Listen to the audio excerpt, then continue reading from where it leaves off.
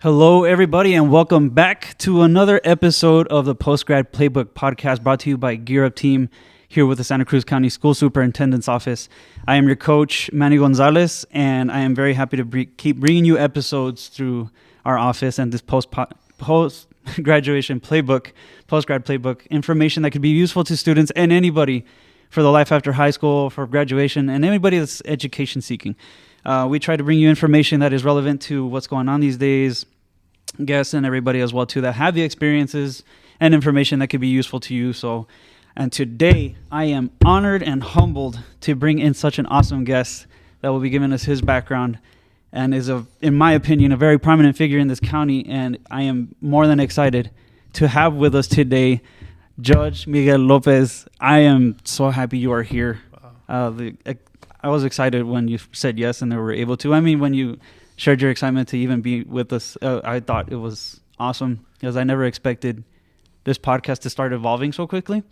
We had ideas, we had thoughts, we have topics like today's would be relocating versus staying, and who better than the individuals we know.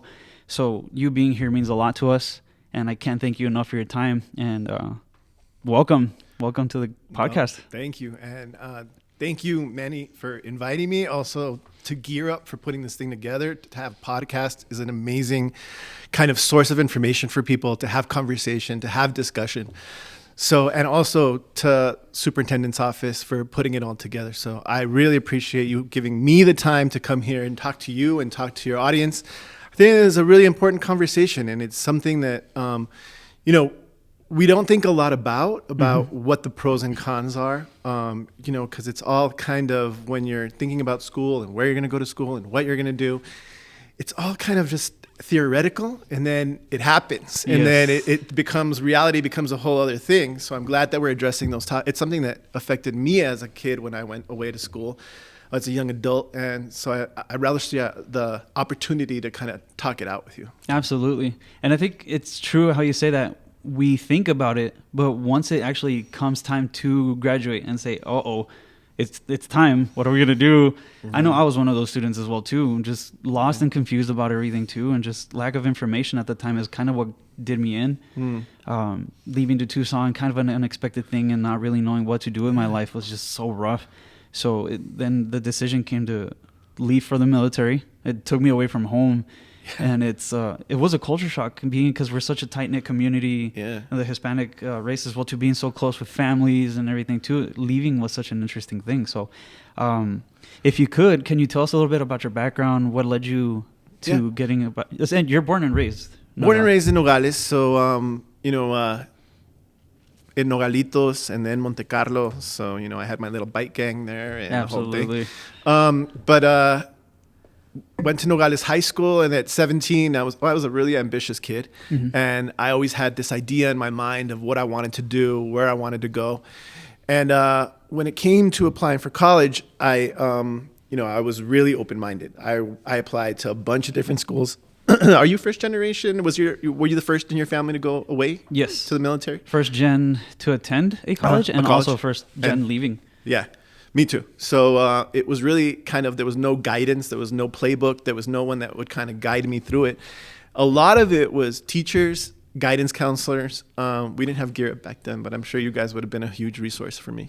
Because I was learning as I went. I literally chose schools based on, their little, what do you call those, like little preview books that they their have? welcome pamphlets and everything too. Like I would just look at pictures and be like, oh, that looks like a cool school. I'll put that one on that side and that one on that side. But I had a real sense of where I wanted to go in terms of career path. And so that helped me a lot. That was kind of like the guiding force where I was making decisions. But anyway, I ended up getting into a few schools and then decided to go to Washington, D.C. So I went to George Washington University as an undergrad. And then I was there for 4 years. I did a double major. I did Latin American Studies, and I did International Affairs at the Elliott School.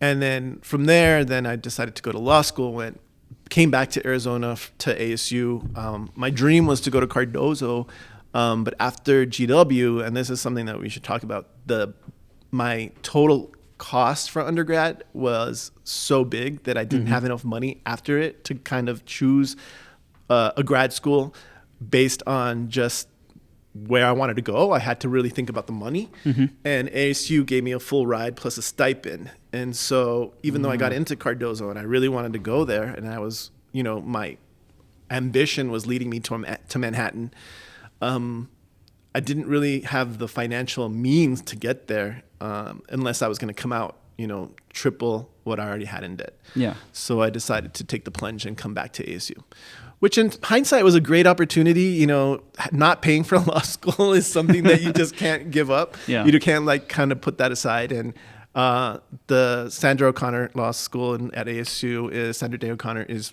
an amazing school. I learned a lot of basically everything that I needed to learn. I learned there, and it didn't kind of stop me from then living out my dream of going to Manhattan, because the day I graduated law school, I was on a plane to go to Manhattan. And so it was just nonstop. Oh no, I was driven to go to Manhattan. I just didn't know how I was going to get there. Yeah. The one thing I do have to say is that graduating from law school, I didn't have the same contacts as people who went to NYU Law or Cardozo or Columbia. They came out of it and they already had done summer internships. They had I see. Those connections were kind of built. They had a place to live. I was like, couch surfing in Queens and jumping the I didn't jump any turnstiles, but it was hard to even get subway fare sometimes for me, or like a slice of pizza, because I went with like $200 in my pocket. Gotcha. And I worked a part-time job coat checking at a Cuban restaurant while I studied for the bar. And so it wasn't just like, I showed up and like, there you go, Manhattan at your feet. Yeah, for sure. Yeah. It seems like that's what a lot of people don't think about too. As we have our success story that it evolved into, but a lot of people don't forget. I mean, they don't seem to think about, okay, we're in Nogales. We have a lot of the things that we need right then and there. Or even if you go to Phoenix and Tucson, they feel like it's like, oh, I can just come back home if I need something. But taking a leap such as that, even right out of high school, going to GW, and then coming back, finishing up here, and then headed to New York, it just seems like there was challenge upon challenge. And it seems to me that a lot of students don't think about that part. I'm glad that the ambition's there, that they want to leave. Yeah. But I feel like more information could be presented to them as, remember the challenges, you're going somewhere different, and it's not Nogales anymore. That bubble is about to explode into a whole different melting pot. Well, and I think we take for granted the fact that we have a built-in support system, because it's more than the obvious. It's more than just the financial. It's emotional. It's, someone just to talk to. It's like growing up in a small community is beautiful because you have that tight-knit community, but you almost start to take for granted that you have this built-in support system. And the truth is that Nogales is supportive in all different kinds of ways. You can't go anywhere in Nogales without someone being in your business, but that in a certain kind of way is also a support system. And it is. So when you leave that little kind of nurturing space and you go to a place where no one knows you, no one knows your background, it can be freeing, it can be liberating in a lot of ways. Like nobody cares about you or where you come from or who you are. But it's also really intimidating, and that is what, for me, was the biggest culture shock. I mean, I was just kind of like, oh my God, I have no frame of reference. My identity was in question. I didn't really know who I was in that environment, where nobody knew me, where nobody knew my name, where nobody knew who my mom was or who my dad was or how I was going to eat that day, or you know what I mean? Oh yeah, no doubt about it. So it was a big culture shock, especially at 17, without having laid a foundation for going out there. It was basically done with high school, did a summer job at the county attorney's office, and then was on a plane, and then I showed up in DC with like no kind of real direction or like someone to kind of guide me into like that transition. Yeah. So would you say that, in a sense, is it a pro and a con to leave Arizona? Well, I think I can't really say it's a con, because it's an opportunity to kind of grow in a way that you couldn't grow if you were local and you always knew that you could come back on the Friday afternoon and stay through the Sunday afternoon and kind of have that kind of. But I guess the con for me would be you have to be aware that those things are going to come back at you. You know what I mean? That you're going to one day be, oh my God, I miss my family. I miss my community. I miss these things. And that if you don't have a way of dealing with those kind of emotional stuff that's going to happen, then you're going to find yourself really in a tough spot. Oh, absolutely. So I think that could even happen locally as well too. I mean, when I left to Tucson for the first time, I didn't realize 45-minute away type of thing. I didn't think it was going to be that big a deal, but that first night hit me like a ton of bricks. I'm like, dang, I don't have my mom and dad here anymore. It's like, who's going to cook or what am I doing? Yeah. Well, it could happen anywhere, like you're leaving your home, you're leaving your little comfort zone. But I think for me, I guess in retrospect, if I look at it from now as a 50-year-old man, looking back at my 17-year-old self, I probably would have, the only con I can really think is, did I have the financial knowledge? Oh, you know what I mean? Definitely. Did I plan out financially what my future was going to be? Because if I had had that opportunity to kind of get educated in terms of what it was going to cost me financially to go and do that for the first 4 years out of high school, I think now that in retrospect, I probably would have made a different decision. I'm still paying off that student loan from GW, and I probably will pay it till the day I die. Yeah. So there's a lot of factors that go into that. Like also when I refinanced my student debt, it was at a time when student loan interest rates for student loans was a lot higher than it is today. So I'm paying like 8% on $200,000, whereas today the interest rate is much lower. And so maybe that decision would change for me a little bit. But I think those kinds of things that you don't think about when you're 17, like I signed a bunch of Pell Grant loan documents, and I'd never thought about like what it was going to mean for how long I was going to have to pay that, how much the interest would be once it got compounded. And like those things didn't make sense to me. They didn't even they didn't come into the calculation for me. It was more about what I wanted to study and where I wanted to study as opposed to what it was going to cost me. That makes sense. And then it's a lot of times too, how you say it's like with these loans, a lot of the information doesn't seem to be really out there on what to look for, how to actually accept them through, like even if it's the FAFSA or something like that, like the whole subsidized, unsubsidized stuff. So it could get tricky, especially for folks that are going to leave here, because I would imagine the costs of tuition and everything else outside of the state obviously are a lot higher. Yeah. I mean, I would imagine that had an effect. Well, that, and like for me anyway, it's not just the cost of tuition, and it's also how are you going to live once you get there? Every other factor. Every other factor. Like, public transportation costs you something. Food costs you something. Room and board is going to cost you something. And so you kind of have to think about all those things, And I think what I most regretted once I got to DC was that I hadn't really thought through the finances. And so I ended up working 3 part-time jobs while I was taking a full load on a double major. Jeez. So there was like 0 time for me to be social in a way that I think would have benefited the experience for me. Because I think when you go away to those schools and you have all these things at your fingertips and you have options for the first time in your life to look at new kind of organizations and be active in different kinds of communities, if you don't give yourself the time because you're constantly working, then you miss out. And I think that was one of my biggest regrets, is that I didn't give myself the time to go and join the Latin American Student Association and be active in politics and, intern at the White House. I just didn't have the time or the ability to take an unpaid internship.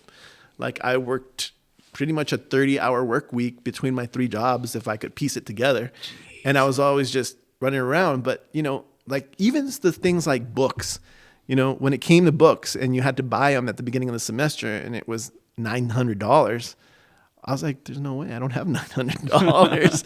So I quickly figured out there's workarounds, like I quickly figured out that through a library consortium, I could order all the books that I needed for my semester. I just had to plot it out and go into the library and order them from the consortium in order of syllabus. And I would, constantly be in the library checking out books, checking out books. But, it saved me $1,000 at the end of the day. I mean, it's things that don't come to the forefront of your mind when you're thinking about going to school. That is true. And I think a lot of the times, too, with students, when we talk to them about, even when they want to just leave to somewhere, for example, like Phoenix. Yeah. they want to focus so much on studies and everything too. But I think that's when a lot of the stress starts to come in. It's like you got to take in your surroundings as well too. And I think that applies to a lot of people, even if they just leave to Tucson. Obviously, we want people to succeed, study as much as they can, but I think they forget about their own well-being as far as like mental health and all that stuff when they leave.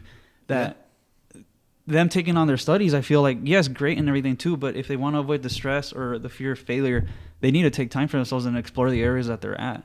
Yeah, sometimes you want to do sports. Sometimes you want to just veg. Sometimes you want to hang out with friends. You know, like you need to build that into your experience. Otherwise, it becomes a one-note experience, and it's probably not good for the long term because it doesn't make it sustainable for you as a person. But, you know, it does have really rewarding. Anyway, in my mind, it was really rewarding for me to be able to go out of state because I feel like I got an experience from living in a kind of urban environment. I got to meet a lot of different people in terms of diversity. You know what I mean? I did not know African American people. I did not know Asian American people. I was like one of 3 Mexican American people in my class. So that was a huge experience for me to kind of like get to know other cultures, other kinds of people. And that I think was the most valuable thing that I took away other than the education, you know. But in that conversation of like, what's right for you? What's a better decision, stay or go? I think it has a lot of pros to go, you know, like that exposure. Yeah. But I also think it depends on the individual. Like how focused are you on what you want to do? Yeah, exactly. You know, because if you're undecided and you don't know what path you're really thinking about going, then does it really make sense to go and then pay a whole lot more money for exploration and trying to figure it out? Exactly. And that's where I think staying is the best bet for undecided folks. In your case, would you say that your experiences and everything else led to the successful career that you have? I wish I could say that it was like a very kind of defined path, but for me, it was just, I can't really say it was fate or destiny, but it was kind of just the way it worked out for me. I'm a very hardworking person, and so I think that was the biggest factor in my success. I did not give up. You know, I'm not a quitter. And so there was a lot of adversity in my path. It snaked around in Manhattan for a long time. You know, I went from all different kinds of firms doing different kinds of law. And it didn't really gel for me until I was about 33.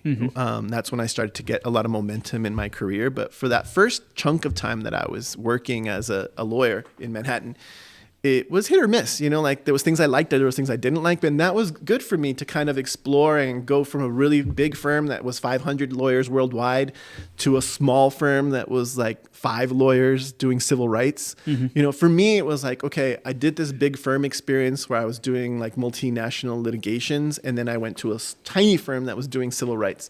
And the difference in pay was dramatic. Like you could make $100,000 starting in one firm, and I was making 26 at the other. Yeah. So like there was a huge discrepancy on the amount of money and what would motivate me to kind of make those decisions. But I chose civil rights because for me it felt right, you know, and that also kind of put me behind the pack in like a lot of the people that I went to law school with who were then making a lot more money than me. And maybe that is their way of thinking about success. For me, success means something else. For me, success means how am I making a valuable contribution to my community? How am I defending the rights of people who can't speak for themselves? Yes. How can I stand up for the things that I know are right? And that comes from who I am, and that is from this community. Like I grew up in a town and in a community, in a culture that taught me right from wrong. So for me, it's a very clear decision. It's not about money for me. I mean, the money's nice. I'm not going to say no. Yeah, I think everybody would agree. But for me, it was more about the decision to do the right thing. And so that kind of took me towards a different direction, I think. And it kind of snaked back into a more lucrative career because from that experience, I learned a lot and then kind of developed as a lawyer. So it kind of it opened other doors for me. So Did at any point before you graduated high school, for example, did you ever consider staying here, or do you feel like your career would have ended up a completely different way if you had stayed? I asked myself that question a lot. Like, how would my life be different? Especially since I came back. You know, I came back about 3 years ago. Now in my third year back. And the difference between living in Manhattan for 25 years to living in Rio Rico is drastic. You know, I can imagine. It's like a culture shock in reverse. Yeah. Because if you think about, you know, I'm 50 now. I left here at 17. The majority of my life was lived on the East Coast in an urban environment. So it's different. I mean, I've always been a kid from Nogales. I'll always be that kid. But and my heart has always been here. I've always, in the back of my mind, thought I'm coming back to do something here. Yeah. But I do think about, like, what would have happened had I gone to the U of A, or even come back to law school at the U of A, and then ended up working locally. A good friend of mine is a lawyer here in town, and he did the opposite. He stayed. You know, we went to law school together. We were great friends. We studied together. I saw his first kid was born while we were at law school. And Luis Parra, who's here, has a whole really successful career, really homegrown practice. And I look at it and I think, well, that could have been me, you know, like I could have done that. And I could have been here making integral decisions about this community this whole time. And instead I was out there in New York without making an impact where it really mattered. Because, you know, no matter how hard I tried in New York, I was never going to make a bigger impact, you know, on the community there. It's too big. It's just like a bigger melting pot of people from all over the place. I can imagine. Yeah. I mean, so yeah, I asked myself that question a lot. Like, had I done it different, would I have made a bigger impact? I don't know. All I can tell you is that lived experience that I've had, I wouldn't trade it. You know, I had a great experience in undergrad. I had a great experience at law school back at ASU, and I would do it over again. I don't think that there's any experience about being in GW that I regret, really. It showed me a lot about the world. And, you know, it gave me the opportunity to study abroad in Madrid for a year. Oh, wow. It gave me the opportunity to meet people from all different kinds of cultures. You know, there was a huge amount of kids that were from embassies that were going to college there because their parents worked at embassies. So I learned about the Palestinian culture, all different kinds of Middle Eastern cultures, all different kinds of European cultures, you know, and South American cultures. You know, there was a very vibrant kind of environment, and that's what I needed as a kid. You know, I needed to see all different kinds of perspectives. I think that's what helped me out too. Leaving for the military was kind of at first a scary thought. And then once I get there to my first duty station, even though it was close by, I still got to meet so many different people. But the biggest thing for me about when I left, I felt I grew more as a person. Yeah. And that I continue to do so because I thought I was going to be a 4-year contract and done, like a lot of people tend to do. But I ended up re-enlisting again, moved to Virginia, started in those areas out in DC as well too. And like just the thing that I love the most about it is how you say it's just so many different cultures you get to mix into and the things you learn from them and everything too, to a point where I thought I was going to make a big career out of it, but I came back in 2018. Came back home after for a good while too, being outside of Arizona. But at one point I didn't think I was coming back. But then I was like, you know what I wanted to start a family, have my own son and everything too. And coming back this way, after learning so much, I felt like I had so much more to offer at that point. Yeah. So it sounds to me like as well with you, leaving and the experiences that you had, even as busy as you were, still all the things that you learned culminated into something amazing that you were able to bring back this way. Yeah. So it took a while for me to come full circle, but it definitely was worth the journey, I think. But getting back to this, like, stay or go kind of thing. And I was saying, if you have laser focus and you know what you want to do, and you know that that's something that is you're going to be successful at, then by all means, you know, go for it. I would never say to someone, don't do that. But I do think that if I had not had that laser focus, like, you know, I wanted to go work at the State Department, at the Foreign Service. I knew that I wanted to have a career at the time I thought I was going to do international affairs. I wanted to go to the Elliott School. it was like, it was tailor made for me for what I wanted to do. Yeah. But if you know that you're going to go to med school and you know that that's something that you want to do, then go to the best college where you can do pre-med that you can possibly go to. Mm-hmm. You know what I mean? Whether that be here, whether that be far away, wherever it is. Mm-hmm. If you're still kind of undecided and you don't know, and you kind of like business, but you kind of like art, or you kind of like this, you kind of like that, and you just want to kind of explore it, there's no reason why you can't do that while saving yourself some money. Absolutely. You know what I mean? And going to a community college, like, I don't sleep on the value of community college. That is a place where you can go to kind of figure out where your strengths are, what you like, what you want to ultimately do. Mm-hmm. If you know that you want to do nursing and you are laser focused on nursing, then you don't need to, I mean, maybe you do, but you don't need to go all the way across the country and pay triple what you would pay instead of just going to some, a local university. Mm-hmm. If that's something that you can get, I mean, you go to the U of A and you can get an amazing education and get a nursing degree right here. Although, if you have a sense of adventure and you're just decide, like, I don't want to do that here, I want to do it in Texas or California or Hawaii or wherever it is that you want to do it, then that's a decision you have to make. But For sure. There are costs to that, is what I guess it comes down to, and you have to be willing to pay those costs. And those costs are financial, emotional, because you're not going to have that basic support that you are used to having. And the other one, I think, is just kind of internal. Like, you have to be able to be self-sufficient in a way, Mm-hmm. Oh, for sure. And you prove a good point. I mean, it does sound, going out of state makes it just sounds easier if you know what you want. Mm-hmm. I fully agree with that statement. And then the whole undecidedness, much rather would have stayed here. I thought I knew what I wanted and I didn't. But I still ended up staying. But that's what I try to get across to students who talk to me about going out of state. Are you sure you know what you want? But I see a lot of indecisiveness still when they tell them, what do you want to study? And someone was like, well, teaching, but I think I want to leave. I'm like, okay, but do you know where? What do you want to teach? What kind of age groups? So it's just interesting to see that the whole differences between I have a major and I'm dead set, and I have an idea, but I'm not really sure. Yeah. So. Well, things are going to happen. You know what I mean? So even if you are dead set on what you want to do, I was dead set that I was going to go to the State Department. Mm-hmm. And then I got there and I was like, maybe I want to go to law school. Maybe there's a different way for me. Mm-hmm. It didn't. If I had gotten a job at the Foreign Service, then I would probably just have gone that route. But I didn't get a job at the Foreign Service. So then I was kind of like, should I go to the State Department or should I go to law school? And for me, law school seemed like a better choice. I think about that all the time. Like, had I taken a job at the State Department, would it be different? Would my life be different? And probably I never would have gone to Manhattan. I would have stayed in D.C.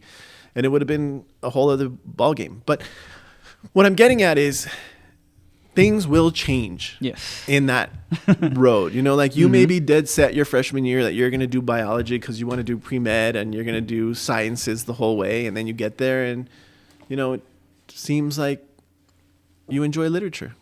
You know what I mean? Yeah, I don't know. And it's crazy how that's so true, though. Like, so many people will change careers in their own head so many times. And I try to tell that to students. It's like, look, you're probably going to think, I want to go into architecture, but you realize you're horrible at math like I was. Or maybe you do want to become a doctor, but then you start realizing you're a little squeamish.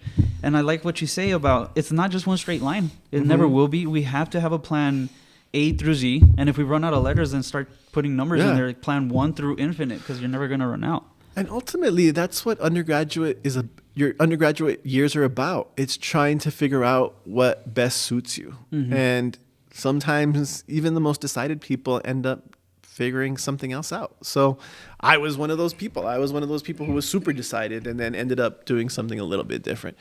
So I think that there's definitely value in taking the time, giving yourself the space to figure it out early on.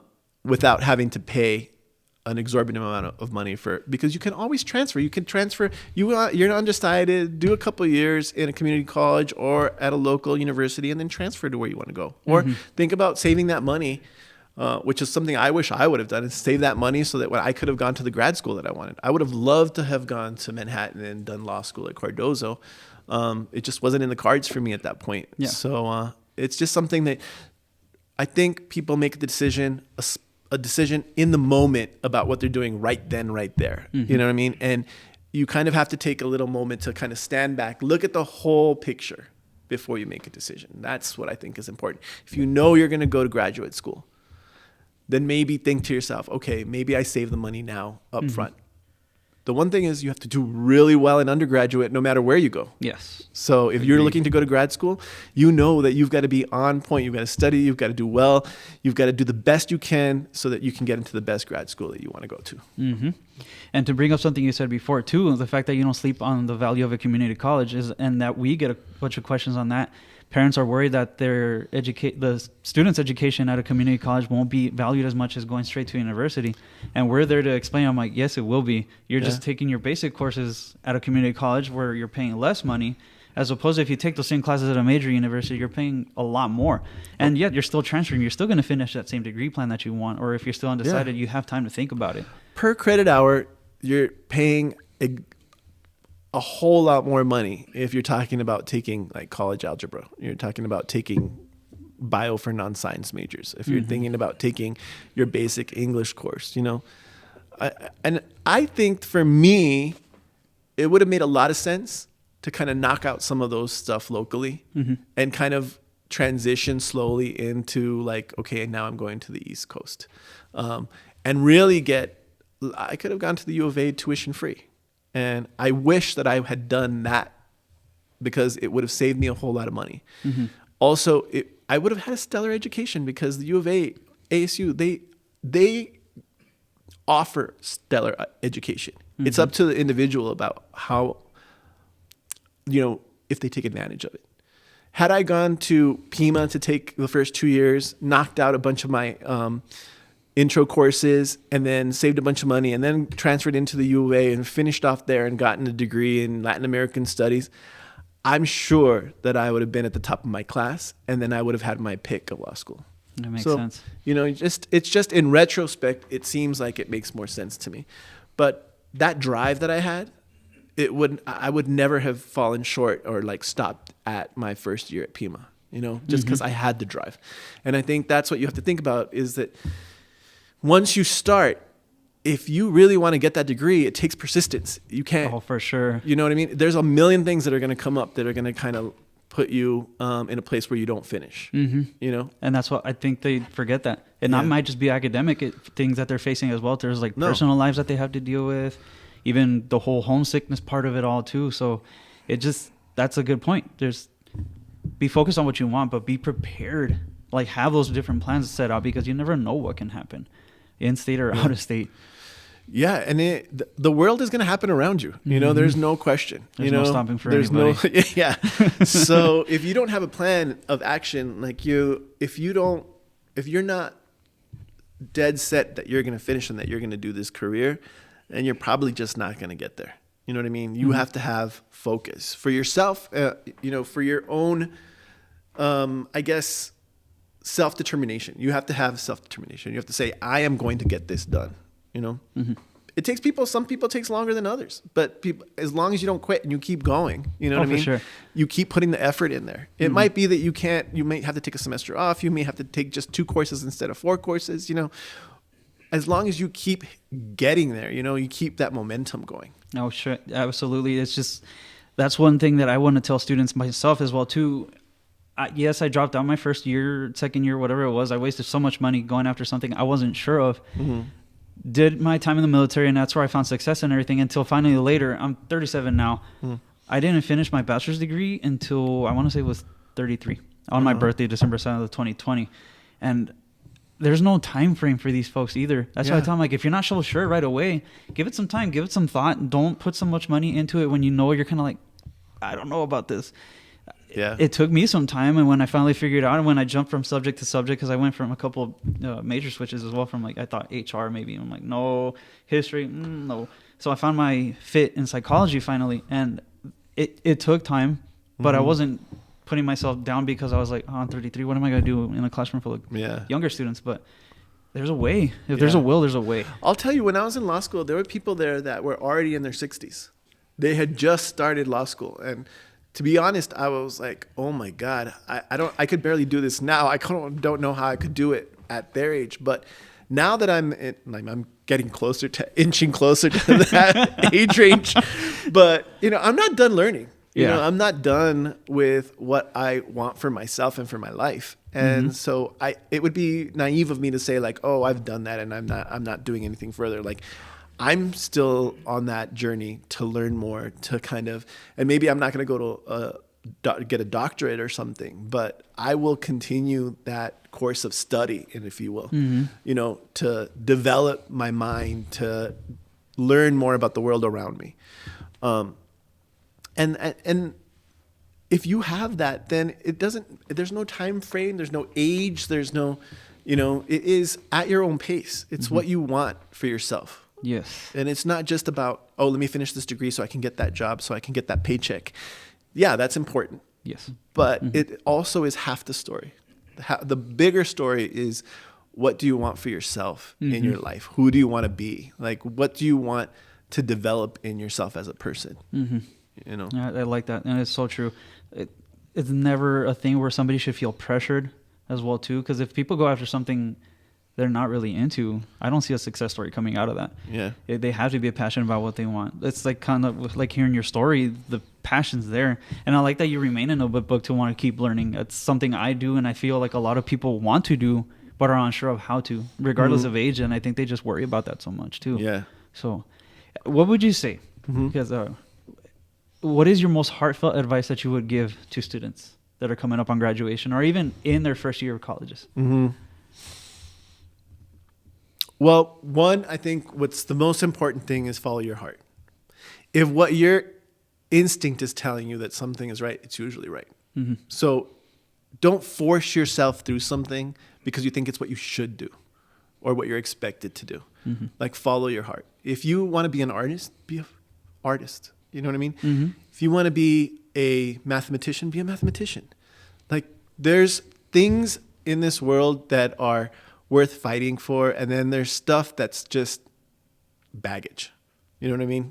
I would say follow your instinct, follow your heart, follow what you want for yourself, what you want your life to look like, whatever that means. And I say that to college kids, and I say that to high school grads.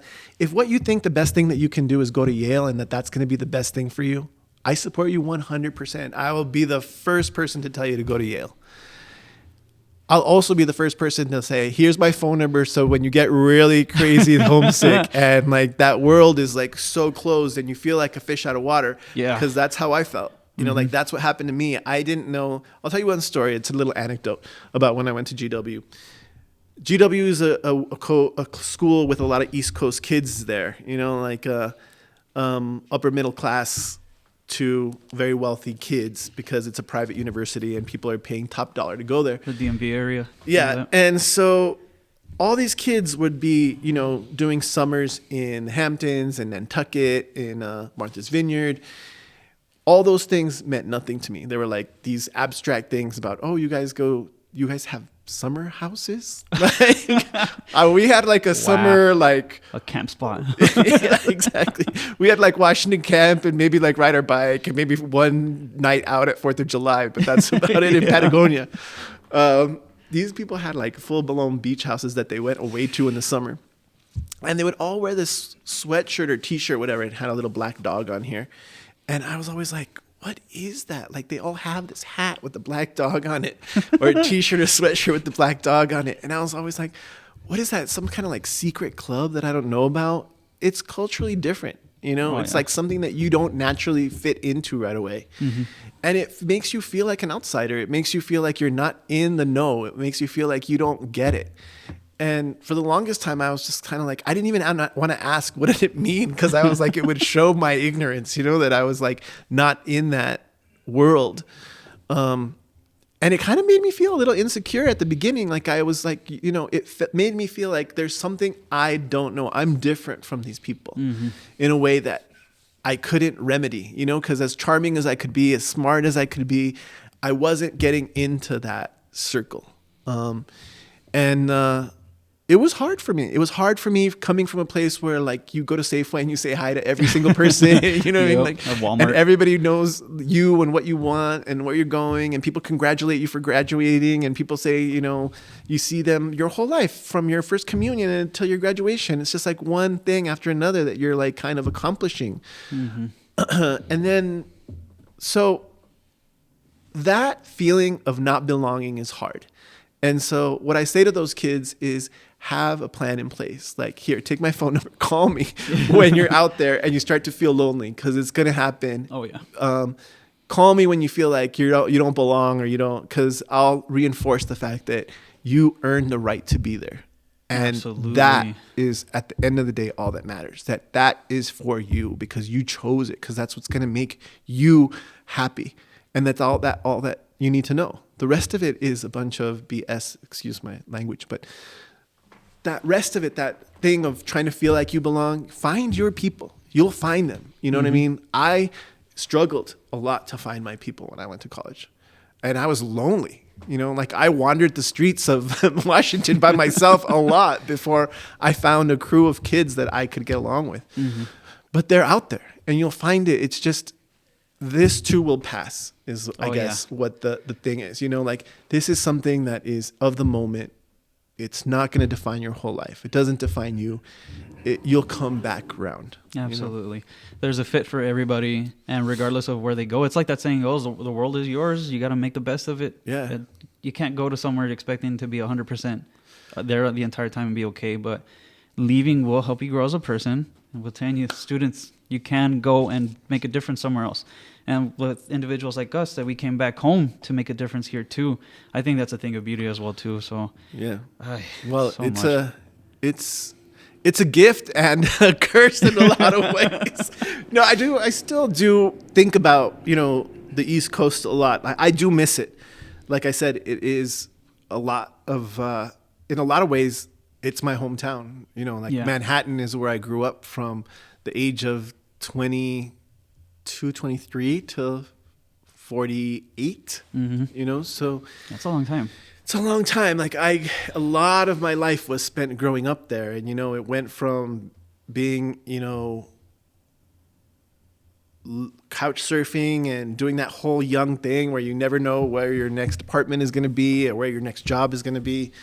But it always came back to who you are as a person, what your goals are. Do you have a clear sight for where you want to be? And for me, it was always like, okay, I'm going to plan my life out in very abstract ways, but I knew where I had a 5-year plan, a 10-year plan, a 20-year plan. Yeah.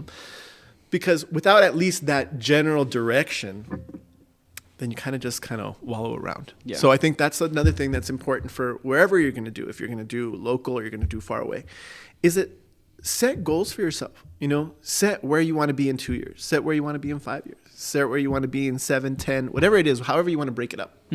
But it's something to work towards, and it's something to kind of aspire to. And whether you make it there or not, on time or at your own pace, it's a direction. And if you don't have direction, then it's a lot harder to get momentum, you know? Oh, for sure. Getting lost in the whole planning part. Like, that's another thing I've brought up too as well. It's like, yes, you can plan as much as you want, but if you don't have a clear step, the first step to take, you get lost in the mix. So it can get tricky. Yeah. Well, and it's also just, you know, they're benchmarks, and you can say, oh, wow. You know, for the longest time in my head, I was like, I want to be a partner at a law firm by the time I'm 40. That's not an easy thing to do, especially in Manhattan. Like, you know, if you're the guy with no money and you're the guy that's just billing hours and hours and hours and hours, like, that's not an easy thing. Yeah. I was lucky enough that I was given the opportunity at around 37 to become a non-equity partner. What that means is I wasn't putting my money into the firm, so I wasn't going to get paid out the same way. Yeah. But I was going to be at a partner level. So that was a great opportunity for me, and it happened. I always said I wanted to be a partner at 40. It happened at 37. I was extremely happy, but it was because I had ticked it off the box. Did it make me happy as a person? I don't know. I worked a lot more. I got paid, didn't get compensated for all those hours. Yeah. And ultimately, that's what made me go into a different route because I broke off from that firm after a while and then went off on my own because it made more financial sense. And so sometimes even the goal you set for yourself is arbitrary. Like I wanted it, and then I got there early and then was like, oh no, why did I want this? I'm just like working more hours and not really getting a lot more compensation. Yeah. So and I think that's where we need to realize that reevaluating is not a bad thing to do. yeah, you have to revisit. You have to come back, even if you get there or you don't get there. Like, why is that important to you? And it's kind of like that thing, like jumping from a large firm to a civil rights firm. It's like, why is this important to me? Is it because I want to do the quote unquote right thing, or is it because it really does inspire passion in me? And so for me, that was always in the back of my mind, is like, am I doing what's right for me? Who cares what everybody else thinks? When people say, how are you going to take that job? As a social worker, you're not going to be able to pay your student loans. Well, guess what? My student loans can go for 30 years if they have to. Like I can refinance that stuff 2 times over if I want, and put that down the road. As long as I keep advancing on that payment, I can do what I want. And ultimately, that's maybe not the most wisest financial decision. But for me, it was like, how can I do what I want with my life? How can I make that choice? And I think that's what ultimately brings you the most happiness, is if you're true to yourself, you're true to your instinct. Yeah. I fully agree. And I can't thank you enough for sharing your story with us, because I was wanting to hear it myself. I've heard about you and everything as well too, but I wanted to know, Yeah. It's incredible, the things you've been through, the things you've done. And we're coming close on the wrap up time here, Yeah, but okay. I can't thank you enough for taking time from your schedule to be here as well too. And the information you gave is, regardless of who heard it, it's going to be played back again. And there's going to be that one student. It's always going to click and be like, he has a point. Yeah. It's like, the world is bigger than Santa Cruz County, and there's nothing wrong with leaving. I mean, you might come back. You drank the water, you're coming back. Yeah, but that's true. Thank you so much for coming. Well, you'll and also sharing. always come back at least to visit. Maybe not to That's true. live and You stay, don't but have to you'll stay always here. come back and True, visit. too. People are, and that's the one thing that I love about Nogales and Santa Cruz County, that people always welcome you back. Oh, yeah. And that's no doubt about it. That's the beauty of where we live. Los vecinos. Mhm. Always so kind. Exactly. Here. So, anything that you want to share that you've got going on, that you want to tell the community? So, I was working as the judge here at the county as the justice of the peace, and now I'm pro tem judging in Patagonia. So, people should come to Patagonia and say hello, and visit Patagonia and spend some time there. It's a beautiful town. And I know we only go there usually if we're from Nogales on 4th of July for the parade, but there's other stuff to do, and you can, they've got the bird sanctuary and all this, the lake, and just beautiful stuff out there. So you should come by. A lot of biking and bird watching. Some of the food out there. Some food, yeah. East County, don't sleep on the East County. It's a pretty cool place to hang out. Anyway, but since I'm only pro temping there, which means I'm not full time there. So the full time judge is full time judge, and I'm just there as like the backup judge. So I've got a lot of time on my hands, and one of the things I became passionate about when I was at the JP is trying to make justice more accessible to everyone in our community. What I noticed as the justice of the peace is that a lot of people are going into court and they don't either have resources to pay for their own lawyer, or there's just simply not enough lawyers to go around. We live in a legal desert. I think in the country, Arizona ranks like second to last in the amount of lawyers per capita. And then in that number, I think actually it's like 49 in the country, Arizona. That's how few lawyers we have in Arizona. And then Santa Cruz County is like third to last in Arizona in counties in terms of how many lawyers we have practicing here in Santa Cruz County. So even if you could afford a lawyer, you'd be hard pressed to find a lawyer. So I know a lot of local lawyers are going to be like, I'm here, but we do per capita have not very many lawyers. So the idea that I'm coming up with is a way to have people get more access to the justice system.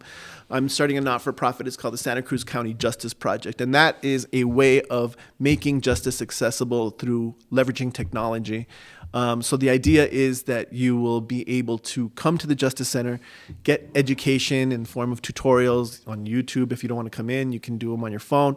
And then developing an app so that people can use information put in there in their own words, kind of extract the information that you need for your case, and then use that to kind of defend yourself in court or file a claim in court. And then have a legal clinic where people can personally come in to speak to people one-on-one. So I'm working with, trying to get on board with this certified justice worker program that the Supreme Court just started in Arizona. Mm-hmm. And that's going to take local community members, train them so that they can give some legal advice to everyday people. Awesome. So when you go in there, you're going to get people that you actually know, that understand you, that can speak your language, that, you know, are from here, born and raised here, that you feel comfortable talking to. And so that are the three pillars of this program I'm getting started: is education, self-help, and then guidance. Yeah, excellent. And it's going to be completely pro bono. It'll be free. People can come in here, and just kind of a place to go that they know it's going to be a safe space that they can kind of come and bring their problem to the table and see if they can get some help. Awesome. Very awesome. Looking forward to it all. Yeah. So again, I want to thank you so much for being here. You're excellent mind. I love picking at your brain. It was amazing to hear your story. Well, so thank you. Again, folks, thank you for watching. For whoever was out there, again, we're going to be uploading more episodes to come. Keep an eye open. We'll make an announcement for episode 3 of the Post-Grad Playbook and everything. And as always, we want to thank Mr. V, Miss Maya Donnelly, Carrie Munoz. We love you guys. Thanks for all the opportunities that we can to bring information to students so they can be successful. So students, message to you guys, if you feel kind of lost still, or if you feel like you still need help with anything, really, we're here. FAFSA help. We got resume help. We can prepare you for an interview. So many things that we can help you out. It just takes you guys just coming to see us. And remember, there's no charge to any of this. We got you as Gear Up coaches. And this goes to all Santa Cruz County. We're not just targeting one school. We're not targeting just a certain group of students per se, but we're here for every student. And parents, we want you to know that without you guys, Gear Up is not going to be a success either. So whatever events we got, we're going to push the information out there. So just keep an eye and ear open for everything that we've got going on for you. And if you ever have any doubts, you need help with anything, we got your back. We got plenty of coaches available and professionals in the area to help out as well too. So, sir, thank you so much again for everything. No, thanks for having me. And thanks for all you guys do for kids in our community. Thank you. It's really important. We absolutely love it. We do everything we can for the kids as much as we can. So. Yeah. And that is all. Again, we'll catch you guys later for episode 3, and we'll keep an ear open. Thank you guys again for watching, and have a good day, and take care out there, all right?